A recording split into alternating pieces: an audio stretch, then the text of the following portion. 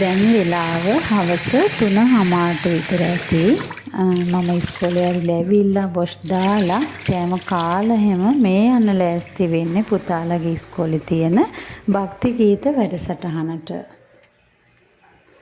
ඔයාලා කවුරු හරි කෙනෙක් මගේ වීඩියෝ එකක් බලලා ඒකෙන් යම් හොඳ පුරුද්දක් යහ පුරුද්දක් ඔයාලගේ ජීවිතයට එකතු කරගන්නවා නම් අන්න ඒකයි මේ වීඩියෝ එක අරගෙන ඉන්න එකේ ලොකුම අරමුණ වෙන්නේ. මම අපි තුන්දෙනාගේම ඇඳුම් අයන් කරගත්තා. ඒක හරි ලේසි එතකොට. මොකද බත් එක ඉදෙන අතරතුරේ අයන් කරගන්න එක පහසුයි. වෙලාව යන්නෙත් නැහැ. බත් එකක් අරන් යනවත් එකම මේ වගේ කෙටි කෑමක් අරන් යන්නත් හිතුවා. මොකද පුතාට කවන්න ලේසි කෑමක් වෙන්න ඕන. නැත්තම් මේ විදිහට ක්ෂණික නූඩල්ස් එයාට දිගින් දිගටම දෙන පුරුද්දක් නම් මන් ළඟ නැහැ. නමුත් මට එයාට බඩගිනි එන්න පුළුවන්. ඒ නිසා මට කවන්නත් පහසු නිසා මේ වගේ දෙයක් ඉතින් හදාගන්න හිතුවා.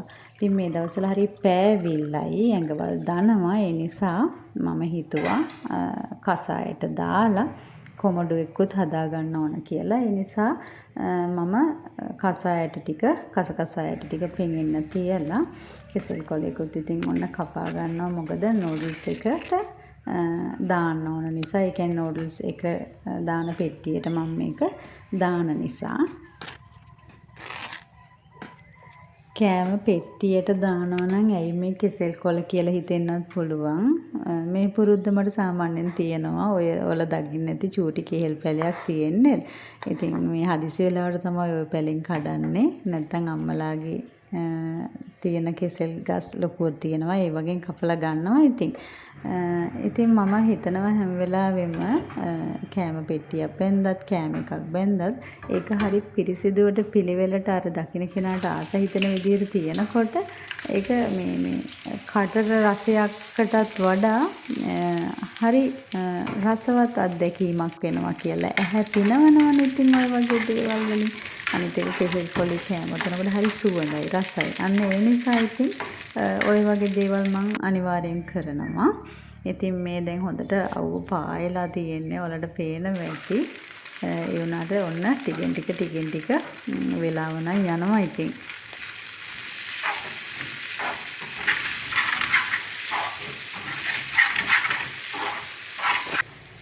ඉස්කෝලේට ගියාට පස්සේ මම මේ නූඩල්ස් එක කවනවා කියලා හිතාගෙන තමයි හදාගන්නේ. මොකද බත් එක කවන්න බැරි වෙයි. ඒ එහෙම දීලත් යන නිසා එකපාරටම බත් කන්න අකමැති වෙයි. ඒ නිසා මේ වගේ කෑමක් කවන්න පහසුත් නිසා මම මේ විදියට හදලම ගන්නවා ඉක්මනටම.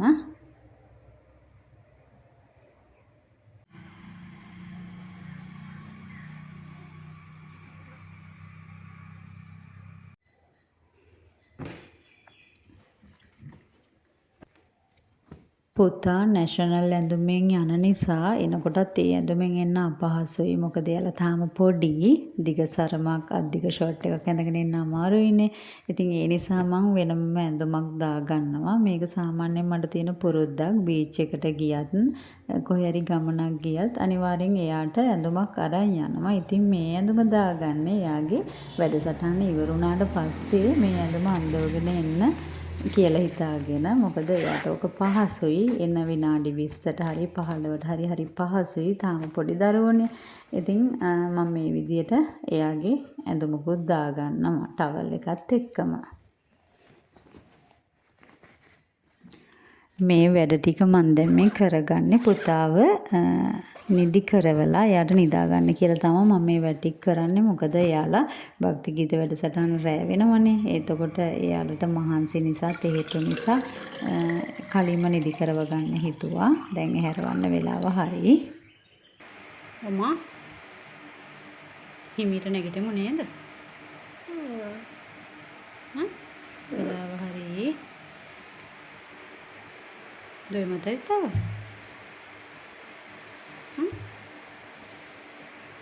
නින්ද ගියාද? නැගිටිමුද? හිමින් සිරු නැගිටලා එන්න. තේ එකක් හදන් එන්නම්.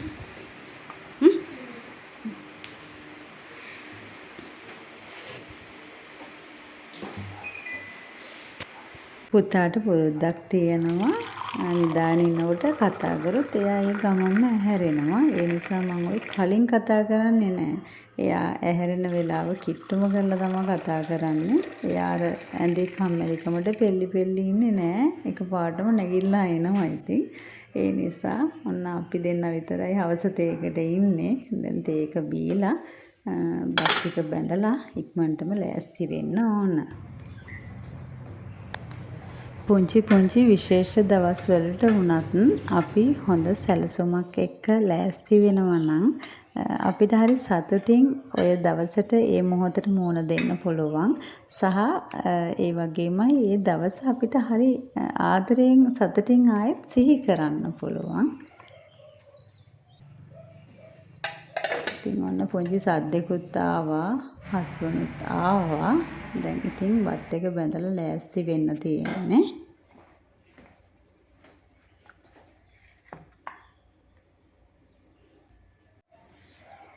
ඔයාලට පේනවා ඇති මේක ලොකු බත් එකක්. ලන්ච් ෂීට් එකෙන් අර ඒක දරන්න බැරි තරම් ලොකු බත් එකක්. මෙච්චර ලොකුවට බත් එකක් බනින්නේ මොකද කියලාත් බලනවා ඇති. ඉතින් මට හස්බන්ඩ් බබාට විතරක් නෙමෙයි බොහෝ දුරට තව බබාලත් එක්ක කන්න හම්බෙයි. සමහරට තව දෙමව්පියෝ එක්ක මේක බෙදා හදා ගන්න පුළුවන් වෙයි. ඒ නිසා ওই වගේ දේවල් වලටත් එක්කමයි මේ ලෑස්ති වෙන්නේ ලොකු බත් එකක් බැඳගෙන. ඔන්න ඉතින් අපි ලෑස්ති වුණා. දැන් යන්නයි හදන්නේ. හිනා වෙන්නකෝ අපි උපාසක පෙ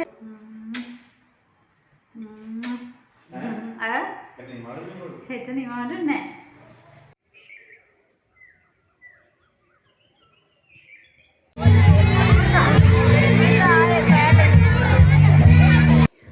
ඔන්න ඉතින් එයාගේ යාළුවා ගාවට යන්න ඕන කියලා ගිහිල්ලා වාඩි වුණා.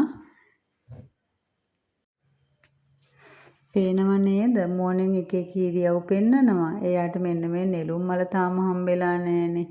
ඉතින් ඒක හම්බෙනකන් මෝන පර වෙලා වගේ තමයි තියෙන්නේ. ළමයිගේ හිත කොයිතරම්නම් අහිංසකද කියලා පේනව නේද? තමන්ගේ මල ලැබිලා නැතුව හරි දුක්ෙන් ඔය දෙනකම් බලන් ඉන්න විදිය බලන්නකෝ. අනේ හරි පව් කියලා හිතනවා ඉතින් මෙයාලා. තාම චූටි. ඒක අර දරා ගන්න විදිය ඉතින්. මල් දුන්නට පස්සේ ඉතින් හරි සතුටුයි. එතකල්ම මෝන කළු කරගෙන ඉන්නවා. ඉතින් මේ දවස් හරි ඉක්මනටම ගෙවිලා යනවා. ඉතින් ඒ ගැන හිතනකොටත් හරිම ලෝභයි යන්නේ.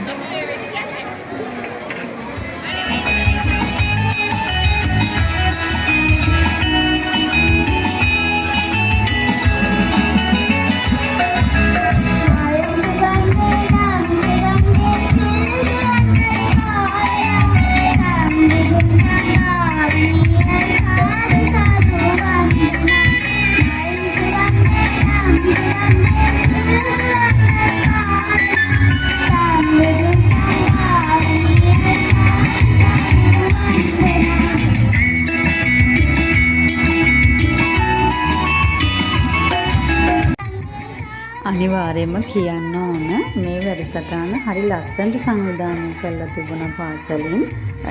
හරිම ලස්සනට සරසලා තිබුණා. ඔයාලට පේනවා වේදිකාව හරිම චාම්වට ලස්සනට සරසලා තිබුණා. පිටණියත් ඒ වගේමයි හරිම ලස්සනයි. දන්සල් තිබුණා.